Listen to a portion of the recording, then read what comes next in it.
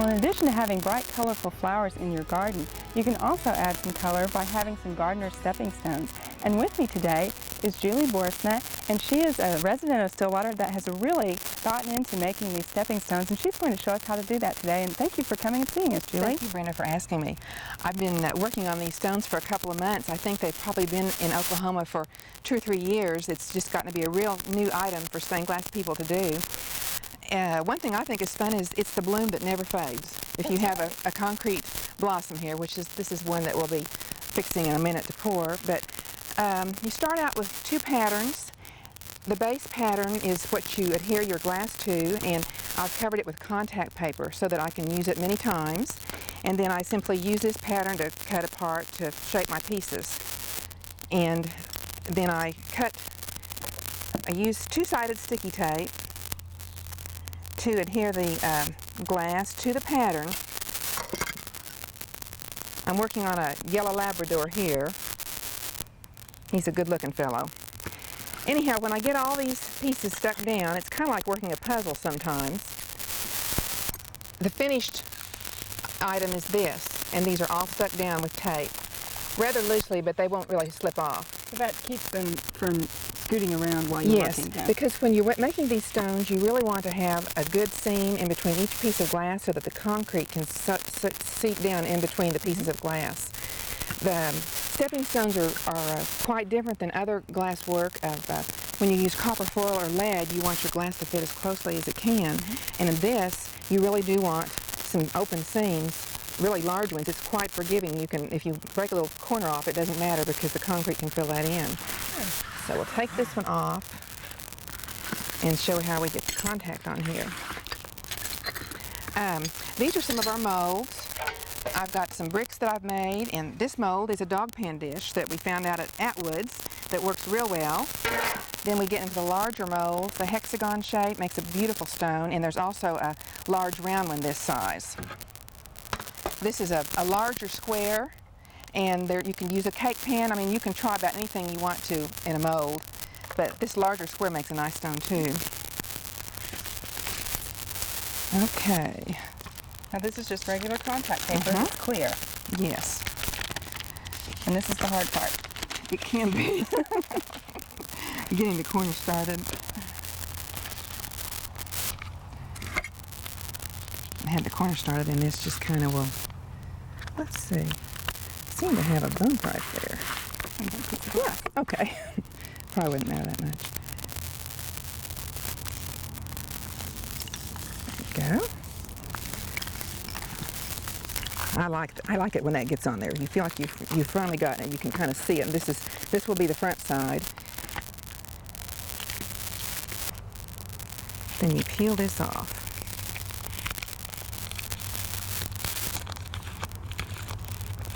Now you just have to firm those to the contact paper a little as you're pulling that off. Yeah, it sticks pretty good. Sometimes you'll pull one loose if it's a smaller piece.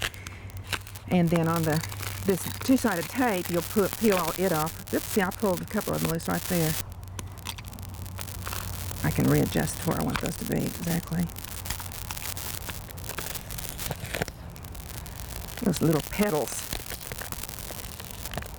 This can be one of the more time-consuming parts, really. If you're out in the heat with this, which I was, this contact paper will really kind of get mushy, and your pieces will tend to slide around on it. Okay. But this 2-sided tape does not. It really is very sticky, it looks like.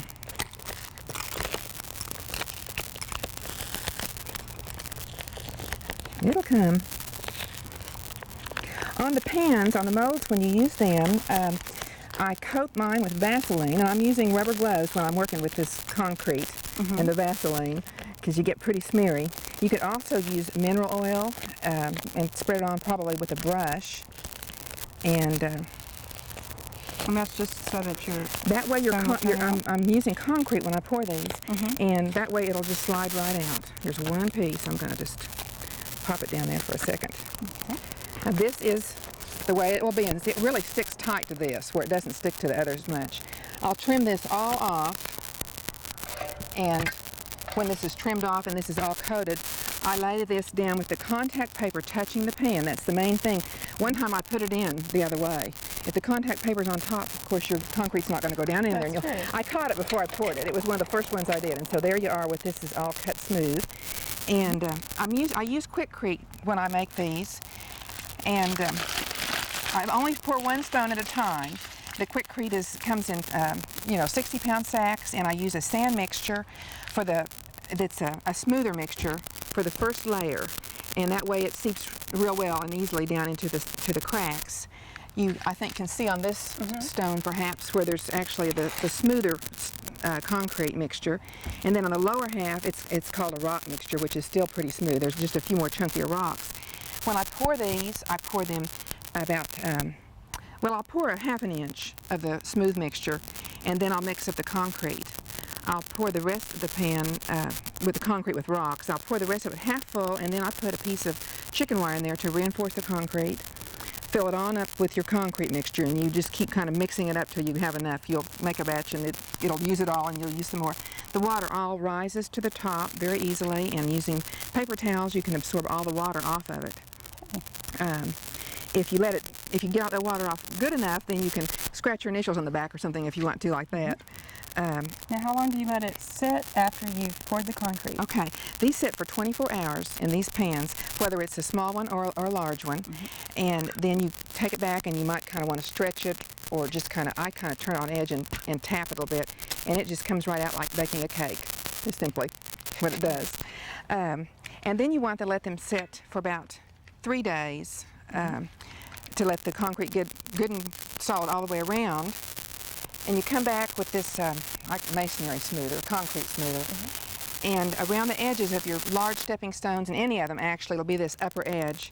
You take it and do this to smooth off your edges, because you'll have some edges that stick out farther or just aren't as smooth as you'd like them to be.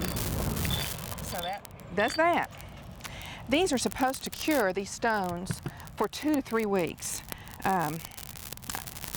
Not that we're going to be really stepping on that much anyhow, but I suppose that just lets the total strength get to there, so that if you did step on them, it would be good and dry and wouldn't weaken it anywhere in the middle of it, the stone. And then I seal mine with a masonry sealer that's supposed to just kind of help, keep the moisture out. The main thing I think on these stones is in Oklahoma winters or anywhere where it gets really cold, you don't want to leave them out in the freezing water. Rain in the spring, summer, fall, anytime like that, these things are fine for outdoors in the weather. And stepping on them, we could do that too with no problem. Right. But the freezing weather on them, freezing and then thawing, can kind of get down in there, can happen, and will cause the glass to pop off or crack. Okay, so you would recommend bringing them in for the winter? Definitely. Decorate with them in the house in the wintertime, you know. Well, you've got some finished examples over here, and let's take a look at those. Those are just beautiful. Thank you.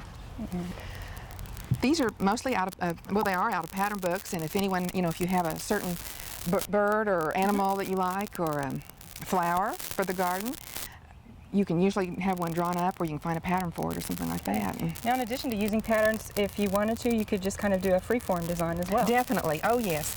I've done one mosaic, and that was just taking all my little pieces of broken glass and just putting them, it was a round stone again, and just putting them in there.